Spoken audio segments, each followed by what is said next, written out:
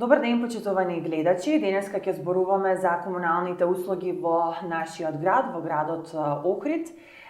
Сите активности кои што ги презема јавното предпријатие Комуналец, колку и вие граѓаните сте задоволни од нив, на сите прашања кои што ги имаме ќе ни одговори нашиот денешен гостин, тоа е директорот на ЈП Комуналец, Саша Недевски. Добар ден, добре ни дојдовте. Добро недел, благодарам на покана. Да, ќе започнеме со нешто што е најново, тоа се обвинување на Левица, кои што велат дека сте објавиле, односно сте распишале тендер 150.000 евра тежок со битолска фирма. Зашто станува збор и на што се должат овие обвинувања? Левица вели дека со тие 150.000 евра се прави огромен трошок во време кога е криза и дека можете сами да си купите механизација и сами да го собирате сметот од улиците, а не да ангажирате друга фирма. Значи, како што знае јавноста, како јавно предпријатие затекнавме огромен долг и дотраени возила, кои што голем дел се со голем број дефекти, а други не се во функција. Краток беше временскиот период од кога дојдовме на раководна позиција, јас и раководниот тим, да речем управниот одбор и надзорниот одбор. Краток беше временскиот период за да може да набавиме возила. Од причина што една е финансиската состојба, немањето на средства, а втора е временски не може и да заврши тендер, не може да се достави например наметечка или возило специјализирано за собирање, транспортирање, депонирање на комунален отпад. Точно е дека јавното предпријатие има и метачка и цистерна, меѓутоа нивната поправка не е економски оправдана. Истата би значила дека ќе се потрошат многу средства, а нема да бидат ефикасни. Единствен начин беше да изнајмиме метачки. Ова е најевтината варијанта. Па може би не најевтината, но најефикасната. Пошто во пресред идеше летната туристичка сезона, каде што морат степено на јавна чистота да е на високо ниво. Така. Како туристички и културен центар. Од таа причина се одлучивме за објавување на тендер преку Бирото за јавни набавки. Цела постапка е законски и транспарентна. Беше објавен еден тендер, истиот пропадна заради нереални високи цени. Повторно објавивме тендер, добивме реални цени на пазарот и склучивме договор. Меѓутоа, битно е да се каже дека во договорот е предвидено дека услугите на економскиот оператор ќе се користат сукцесивно, односно зависно од потребата. Во случај потребата беше во летниот период, кога фреквенцијата на луѓе е многу поголема, за овој период не се користат. Што значи не мора значи дека целосно ќе дојде до црпување на вредноста на договорот. Ова беше најниската понуда или најефикасна понуда, да расчистиме? Понудена беше една понуда од еден понудувач, меѓутоа утврдено беше од Комисијата за јавни набавки дека се реални цени понудени. Значи нема никаков прекршок? Нема никаков прекршок и тука добро да се напомене дека не е само изнајмувањето, туку и возач, гориво и резервни делови, поправка на истите на терет на економскиот оператор. Што тие работи се непредвидливи во теков на работата на јавното предпријатие за при користење на овакви возила. Да, значи вие велите дека доколку се прифати ова советот на Левица, вие сами да го правите тоа би чинело многу повеќе, а вие немате расположливи средства за такво нешто. Како што ви кажав, немањето на доволно средства и немањето доволно време за да се набават. Така.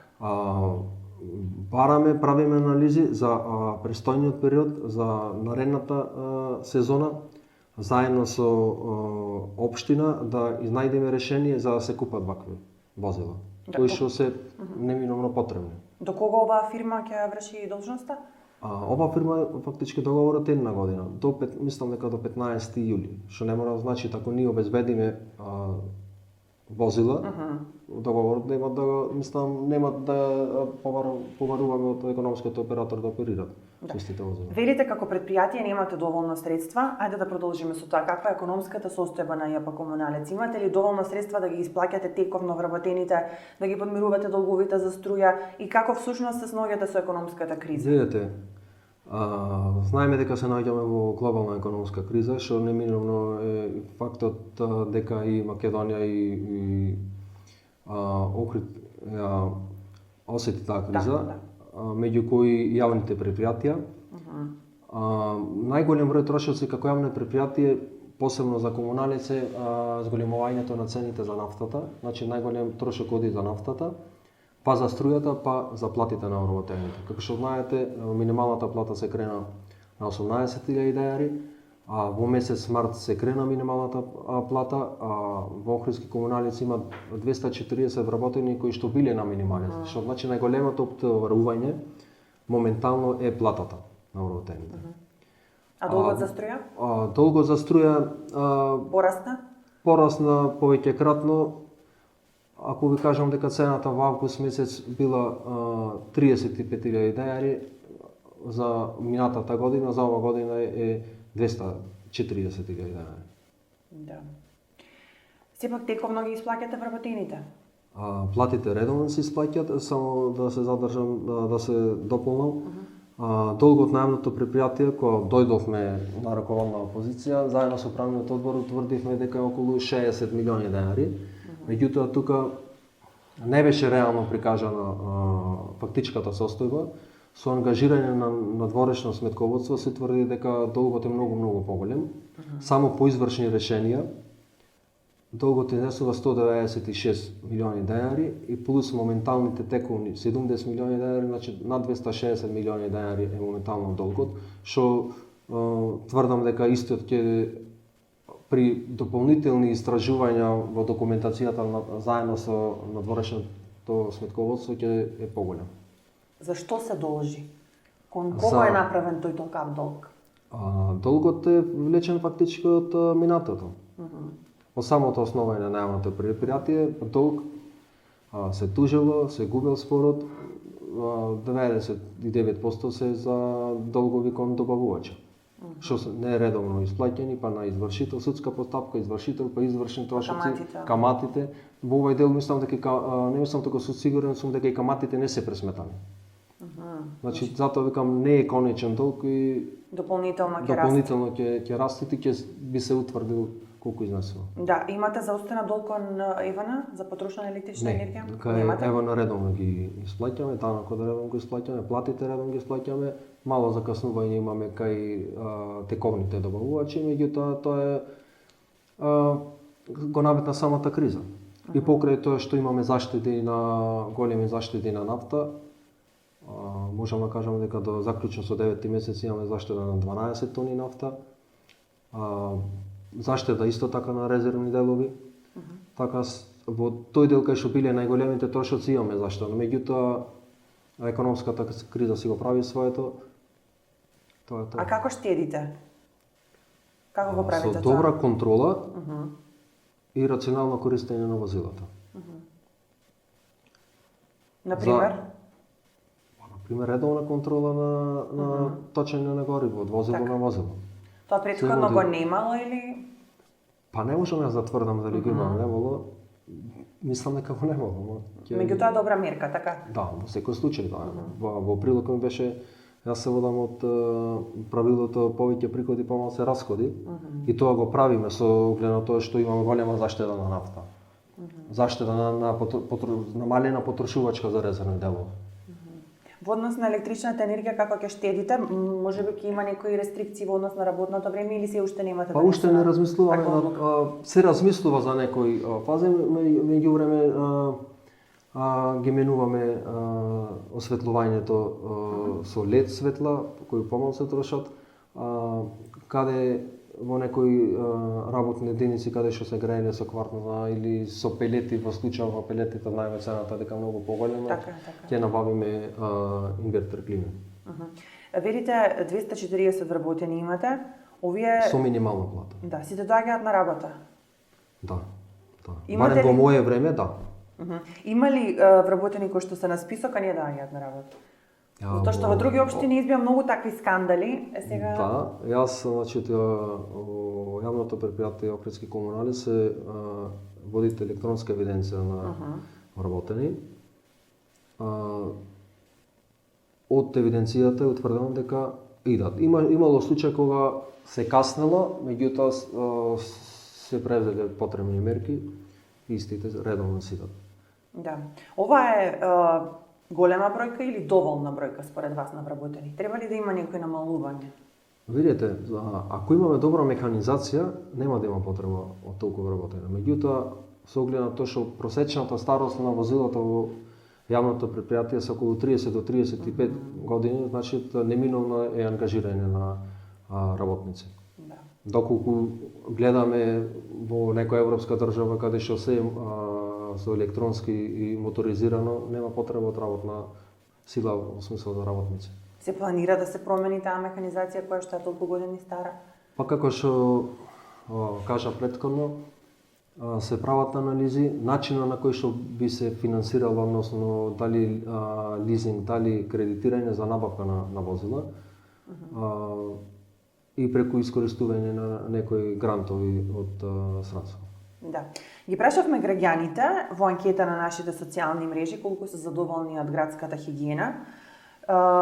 Околу 70% даваат позитивна оценка. Имаме и воздржани кои што пола се, но генерално се задоволни од градската хигиена, но стравуваат од кучињата скитници. Овој проблем е години наназад. Неодамна повторно имаше напад врз наш сограѓанин. Се уште нема решение на повидок. Се ветуваа многу решенија, стационари, заловување слично. До каде сме со овој проблем? Вака, јас и претходно имам дадена изјава во поглед со хуман третман на кучина скитници. Значи, хуманиот третман на кучина скитници го правите економски оператор кој го имаме ангажирано ние како јавно предпријатие. Факт е дека имат кучина и дека имаше каснување, известен сум, информиран. Можам да кажам дека само од ангажирање на економскиот оператор 110 кучина се заловени. Меѓутоа, има тренд на носење на кучина од други градови, кои што мислам дека други институции треба да го истражат тој дел.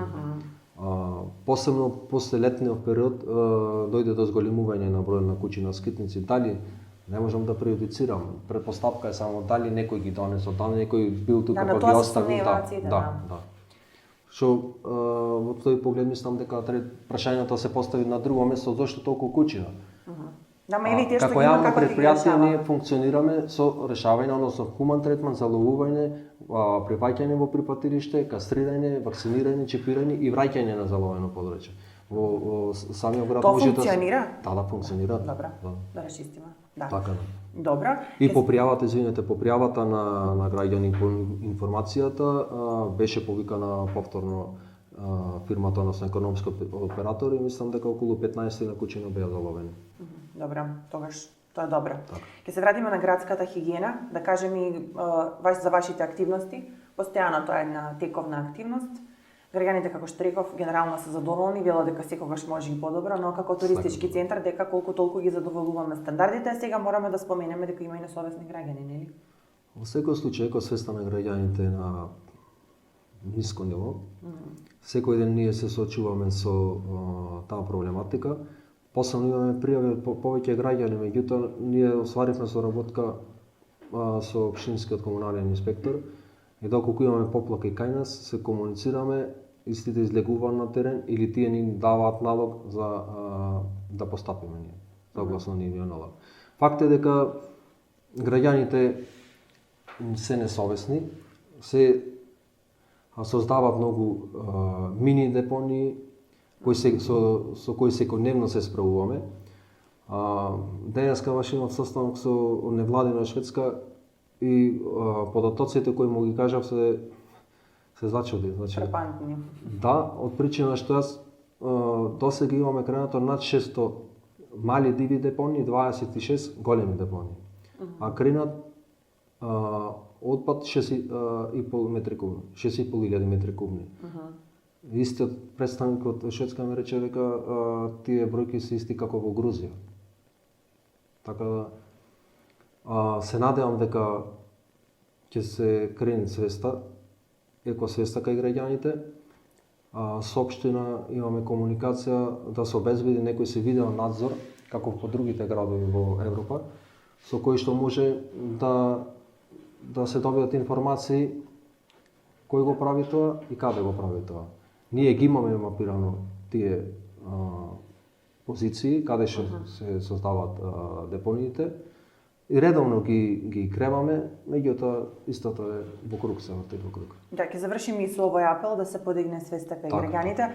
Тука би спомнала само дека екологистите велат дека нема казни, ќе се случува ова што се случува. Точно така, да. Но тука се Меѓутоа вашите тоа не е екипи. надлежноста за казни. Така е, но тука се вашите екипи да го санкционираат тоа, за да не се срамиме пред сите оние кои што Точно, доаѓаат во да. нашиот град. Ви благодарам многу на гостувањето и на сите информации кои што ги споделивте и со нас и со нашите гледачи. Се гледаме повторно во следна Ви прилика. благодарам за поканата. Ви благодарам и вам, драги гледачи, што денеска бевте со нас точно напладне. Се дружиме повторно следниот понеделник на Охрид Ньюс. Довидување.